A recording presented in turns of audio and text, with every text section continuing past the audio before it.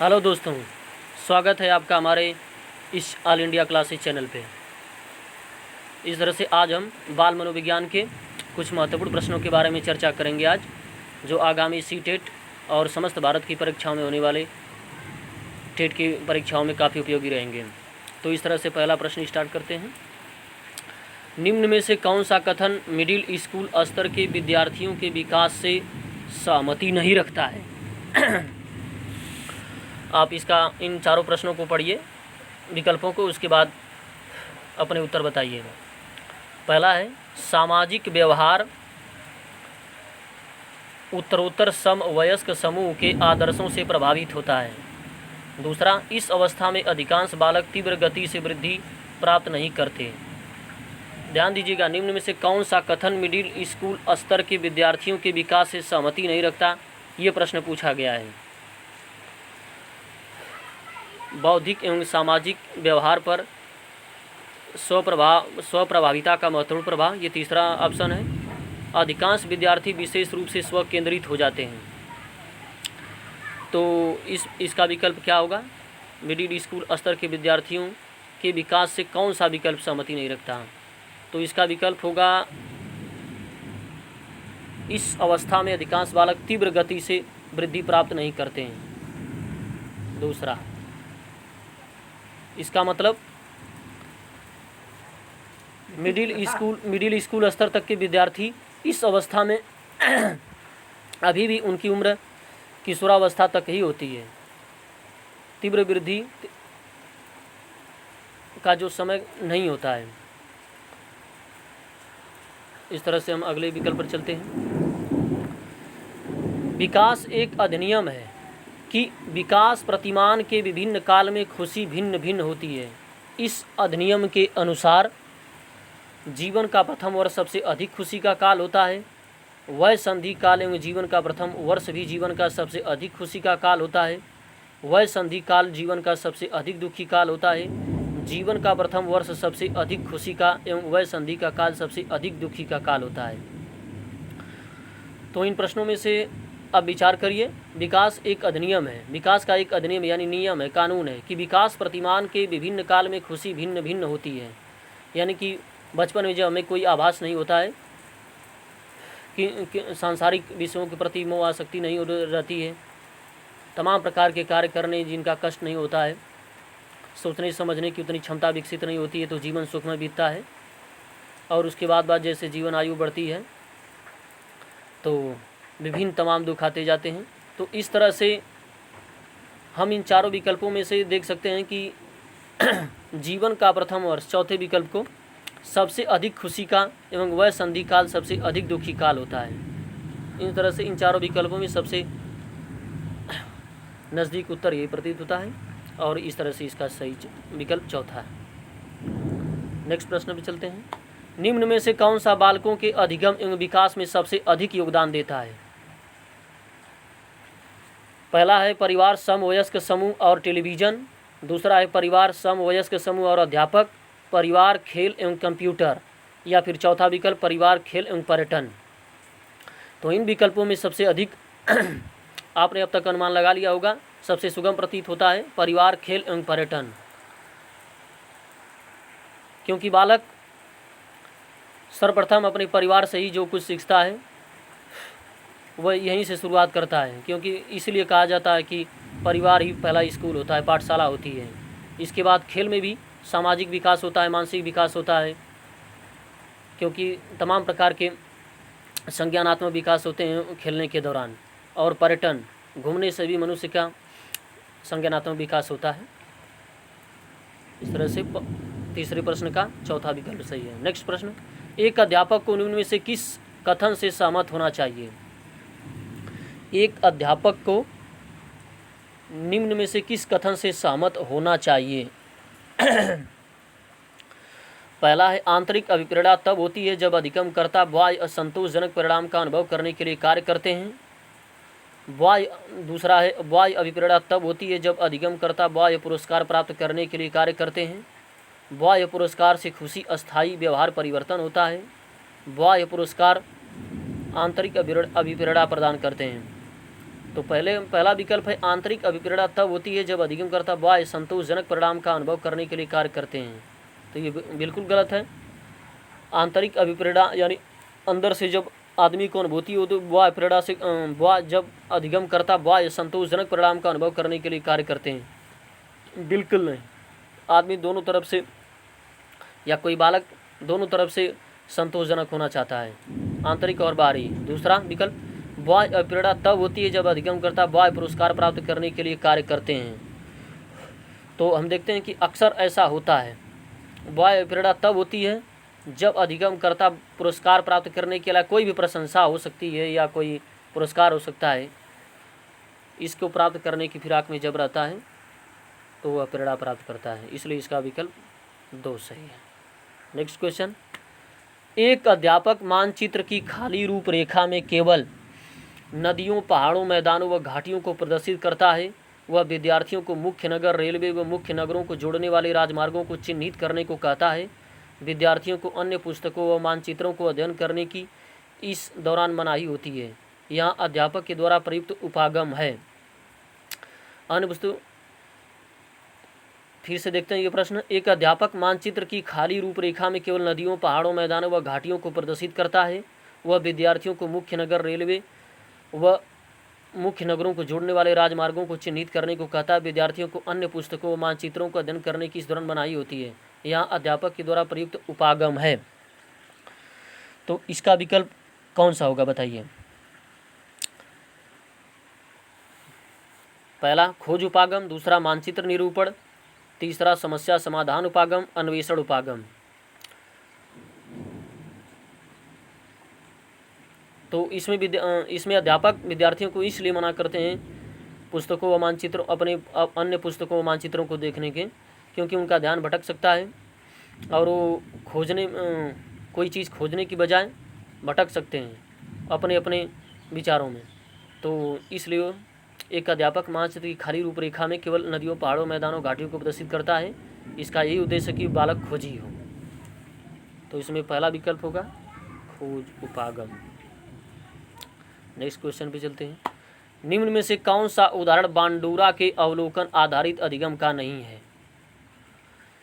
पहला, विद्यार्थियों द्वारा केंचुए के विच्छेदन को सीखना, क्रिकेट का उत्साह, सामाजिक अध्ययन के प्रति नापसंदगी, स्कूल की घंटी बजने पर अपने बस्ते बंद कर लेना। तो बताइए दोस्तों कौन सा सही होगा? निम्न में से कौन सा उदाहरण बांडूरा के अवलोकन आधारित अधिगम का नहीं है? तो इसमें पहला विकल्प जो है विद्यार्थियों द्वारा केंचुए के विच्छेदन को सीखना, यह है। क्रिकेट का उत्साह यानी किसी भी खेल के प्रति उत्साह, ये भी बांडूरा का है। सामाजिक अध्ययन के प्रति नापसंदगी, ये भी है। तो जो नहीं होगा सीधा सीधा चौथा विकल्प बच जाता है। स्कूल की घंटी बजने पर अपने बस्ते बंद कर लेना, उन्होंने इसे गलत रवैया माना है।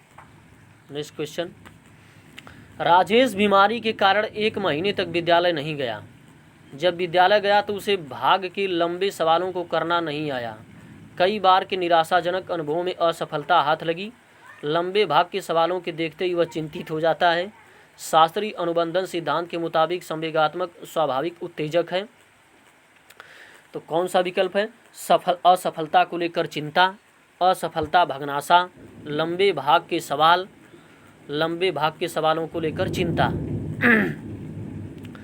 तो राजेश बीमारी के कारण 1 महीने तक विद्यालय नहीं गया और विद्यालय गया तो भाग करना नहीं सीख पाया। तो ये ऐसा किस कारण से है? पहला विकल्प असफलता को लेकर चिंता, असफलता या भग्नाशा, लंबे भाग के सवालों को लेकर चिंता। असफलता को लेकर उसको चिंता यहाँ पे नहीं है पहले विकल्प में अगर देखा जाए तो, क्योंकि वो अभी असफल नहीं हो जाना चाहता या फिर उसको होने की चिंता है। लंबे भाग के सवाल हल करना, असफलता या भग्नाशा। तो असफलता या भग्नाशा यानी भग्नाशा मीन्स कुंठा, चिंता, ये हो सकती है, पहले से ही उसने विचार किया है। तो इसका विकल्प 2, लंबे भाग के सवाल हल करना, ये कोई अलग बात नहीं है। लंबे भाग के सवालों को लेकर चिंता, उससे तो ये करना ही है। नेक्स्ट क्वेश्चन देखते हैं। बालक के व्यक्तित्व को किस प्रकार का अधिगम अधिक प्रभावित करता है? बालक के व्यक्तित्व को किस प्रकार का अधिगम अधिक प्रभावित करता है, यानी बालक के व्यक्तित्व को किस प्रकार का सीखना अधिक प्रभावित करता है? पहला प्रयत्न एवं त्रुटि अधिगम, दूसरा अनुकरण अधिगम, तीसरा अंतर्दृष्टिपूर्ण अधिगम, चौथा अनुदेशनात्मक अधिगम। तो जो सबसे अधिक प्रभावित करता है बालक के व्यक्तित्व को वह है अनुकरण अधिगम, क्योंकि कोई भी बालक हो वो नकल करके ही सीखता है और इस तरह से आप जैसा करेंगे वैसा ही वो सीखेगा। इसीलिए कहा जाता है कि छोटे बच्चे आपकी सलाह को नहीं आपके कार्यों का अनुसरण करते हैं। तो इसलिए दूसरा विकल्प हो जाएगा इस विकल्प का प्रश्न का अनुकरण द्वारा सीखना यानी अनुकरण अधिगम। नेक्स्ट क्वेश्चन, व्यक्तिगत विभिन्नताओं से संबंधित निम्न में से कौन सा कथन सही है? यानी व्यक्तियों में जो अलग अलग गुण पाए जाते हैं, भिन्नता होती है, वो किस कारण से होती है? इनमें से कौन सा वो कारण नहीं है संबंधित? पहला, यदि विद्यार्थियों का बुद्धि स्तर समान है तब भी उपलब्धि में विभिन्नता हो सकती है। सभी बालकों में सभी बालकों में कुछ भी समानता नहीं होती। तीसरे में, व्यक्तिगत विभिन्नताओं के वक्र खींच कर दिखाने पर वह एक दिशा की ओर झुक जाता है। चौथा, व्यक्तिगत विभिन्नताएं वंशक्रम के कारण होती हैं। तो आप बताइए, तो इन कौन सा कथन सही है? व्यक्तिगत विभिन्नताएं वंशक्रम के कारण होती हैं, ये कोई ज़रूरी नहीं है, ये सामाजिक भी हो सकती हैं, पर्यावरण भी उन्हें प्रभावित कर सकता है उनके आसपास का। तीसरे में, व्यक्तिगत विभिन्नताओं के वक्र खींच कर दिखाने पर वह एक दिशा की ओर झुक जाता है, ऐसी कोई बात नहीं है। जिधर आप सही रास्ता दिखाएंगे उधर भी बालक जा सकता है। सभी बालकों में कुछ भी समानता नहीं होती, नहीं, इनमें भी कुछ हर बालक में कुछ न कुछ समानता भी होती है, भिन्नता भले हो। इस विकल्प का इस तरह से पहला विकल्प जो है, यदि विद्यार्थियों का बुद्धि स्तर समान है तब भी उपलब्धि में विभिन्नता हो सकती है।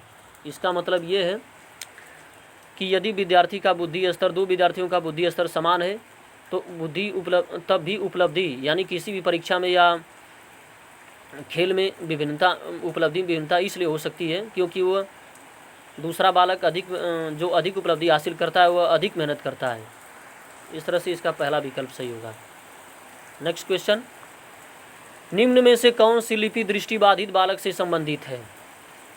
तो दृष्टिबाधित बालक से आप सर्वविदित कथन है ब्रेल लिपि।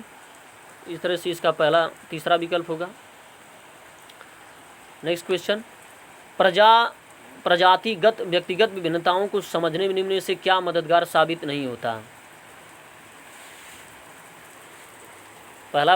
इसका पहला आंसर होगा प्रश्न विकल्प है मूल व्यवस्था, शाब्दिक अशाब्दिक संप्रेषण, या फिर तीसरा अधिगम की प्रक्रिया में विभिन्न व्यवस्थाएं, या चौथा बुद्धि। तो प्रजातिगत व्यक्तिगत विभिन्नताओं को समझने में इनमें से क्या मदद साबित नहीं होता? बुद्धि नहीं होती क्योंकि हर प्रजाति के व्यक्ति में विभिन्नता अलग अलग होती है। मूल्य व्यवस्था जो देखे जाते हैं वो अलग हैं, शाब्दिक एवं अशाब्दिक भी संप्रेषण भी है, अधिगम की प्रक्रिया विभिन्नताएं भी है, अलग अलग सीखने की पद्धति है यानी, लेकिन बुद्धि सबकी एक होती है। ये समझने में मददगार साबित नहीं हो, लेकिन बुद्धि समझने में मददगार साबित नहीं होता क्योंकि बुद्धि लगभग में सबकी ही समान होती है।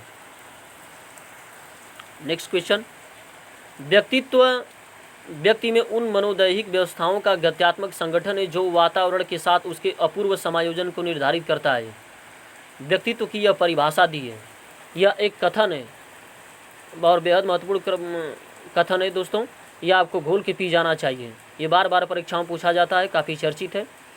तो ऐसा कौन से मनोवैज्ञानिक ने कहा है कि व्यक्ति में उन मनोदैहिक व्यवस्थाओं का गत्यात्मक संगठन है जो वातावरण के साथ उसके अपूर्व समायोजन को निर्धारित करता है। व्यक्तित्व की यह परिभाषा किसने दी है? आप सभी को जानना चाहिए। ये दिया है आलपोर्ट महोदय ने, यानी G.W. आलपोर्ट। इसका अर्थ भी हम कुछ समझने की कोशिश करते हैं। व्यक्ति में उन मनोदैहिक व्यवस्थाओं का गत्यात्मक संगठन है एक अगर व्यक्तित्व है कोई भी, तो वह मन और शरीर दोनों ही व्यवस्थाओं का गत्यात्मक संगठन है। अगर आपका गत्यात्मक का मतलब गतिशील होना, संगठन का मतलब मन और शरीर दोनों का गतिशील होना भी आवश्यक है व्यक्तित्व को बनाए रखने में। नहीं तो आप एक अच्छी शरीर पा जाएं या फिर मन अच्छा पा जाएं, लेकिन गतिशील और गत्यात्मक संगठन न हो, बराबर रूप से आगे न बढ़ें, तो वातावरण के साथ आपका समायोजन नहीं हो पाएगा। इसलिए वातावरण के साथ जो अपूर्व समायोजन होता है मन और शरीर का, तो वह व्यक्तित्व का निर्माण करता है।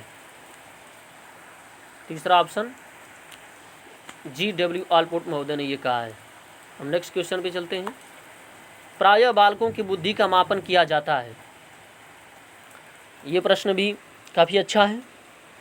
प्रायः बालकों की बुद्धि का मापन कैसे किया जाता है? अवाचिक समूह बुद्धि परीक्षणों के द्वारा, दूसरा वाचिक समूह बुद्धि परीक्षणों के द्वारा, अवाचिक व्यक्तिगत बुद्धि परीक्षणों के द्वारा, वाचिक व्यक्तिगत बुद्धि परीक्षणों के द्वारा। तो इनमें से सही विकल्प हो जाएगा अवाचिक समूह बुद्धि परीक्षणों के द्वारा, क्योंकि केवल बोल कर ही बुद्धि का मापन नहीं किया जाता है। अक्सर उन्हें कोई टास्क दिया जाता है तब ये कार्य किया जाता है और बुद्धि का स्तर पता लगता है। नेक्स्ट क्वेश्चन, निम्न में से कौन बुद्धि परीक्षणों के दुरुपयोग का संकेत देता है? यानी कि ऐसा क्या है जो अगर बुद्धि परीक्षण हो रहा है तो उसका दुरुपयोग हो सकता है? इनमें से कौन सी इन चारों विकल्पों में से ऐसी बात हो सकती है? तो पहला है उन्नति के लिए मापन में सहायक, यानी जब कोई भी परीक्षण किया जाता है किसी भी बालक के ऊपर तो वह कितना आगे जा सकता है, इसका मापन होता है। क्या ऐसा है? जी बिल्कुल ऐसा है। बुद्धि लब्धि का लेबल बालकों पर लगाकर अध्यापक अपनी अकुशलता को छिपाते हैं, ऐसी कोई बात नहीं है। अध्यापक बुद्धि लब्धि का परीक्षण इसीलिए करते हैं ताकि बालक को सही निर्देशन और मार्गदर्शन किया जा सके और कहाँ कमियां है उसे बताया जा सके। तो इस तरह से ये दूसरा विकल्प ही गलत है, यानी सही होगा। बालकों को वर्गीकृत करने में ऐसी कोई बात नहीं है। सभी बालकों का परीक्षण किया जाता है ताकि कमियों का पता लगाया जाता है। चौथा है अधिगम प्रक्रिया को बेहतर बनाने के लिए, बिल्कुल ऐसा ही होता है। कोई भी परीक्षण किया जाए तो बालक के कल्याण हेतु ही किया जाता है। नेक्स्ट क्वेश्चन पे चलते हैं। कुपोषण के प्रभाव के बारे में निम्न में से कौन सा कथन सत्य नहीं है? कुपोषण के प्रभाव के बारे में निम्न में से कौन सा कथन सत्य नहीं है? यानी कि अगर हमें सही डाइट या भोजन न प्राप्त हो